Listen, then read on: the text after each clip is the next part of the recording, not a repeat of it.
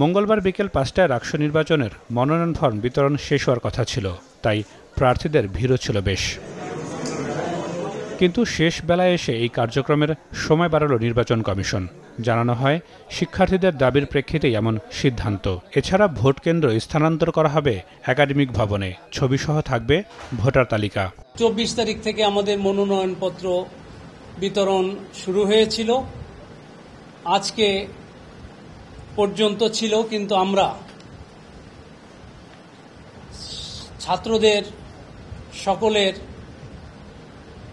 অন্তর্ভুক্তির কথা বিবেচনা করে আমরা এটাকে ৩১/৮/২০২৫ পর্যন্ত বর্ধিত করেছি। ৫ দিন মনোনয়নপত্র বিতরণের সময় বাড়ানোয় ক্ষুব্ধ অনেকে। কেউ কেউ বলছেন এটি দুরভিসন্ধিমূলক।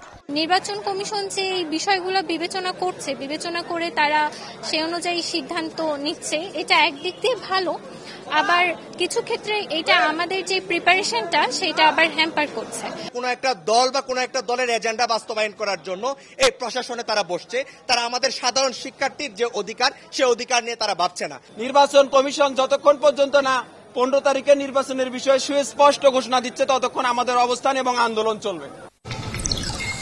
এদিকে জাহাঙ্গীরনগর বিশ্ববিদ্যালয়ে কেন্দ্রীয় শিক্ষার্থী সংসদ নির্বাচনে প্রার্থিতা ফিরে পেতে আপিল করেছেন 13 জন। বুধবার শুনানির পর রায় ঘোষণা হবে বিকেলে। আমরা খুবই শর্ট নোটিসে নমিনেশন ফর্ম তুলেছি, পূরণ করেছি, জমা দিয়েছি। এখানে আমরা নিজেদের ছাড়াও প্রস্তাবক সমর্থক অনেকের প্রয়োজন হয়েছে, তো দেখা যেতে পারে যে কোনো একটা ইনফরমেশনে ভুল হয়ে যেতে পারে। ক্রস চেকের মাধ্যমে আশা করি এটা ঠিক হয়ে যাবে এবং আমার নমিনেশন আবারও পূর্ণ ভালো হয়ে যাবে। 28 আগস্ট পর্যন্ত মনোনয়ন প্রত্যাহার করতে পারবেন প্রার্থীরা। পরদিন প্রকাশ হবে চূড়ান্ত প্রার্থী তালিকা। নাদিম হোসেন, চ্যানেল 24।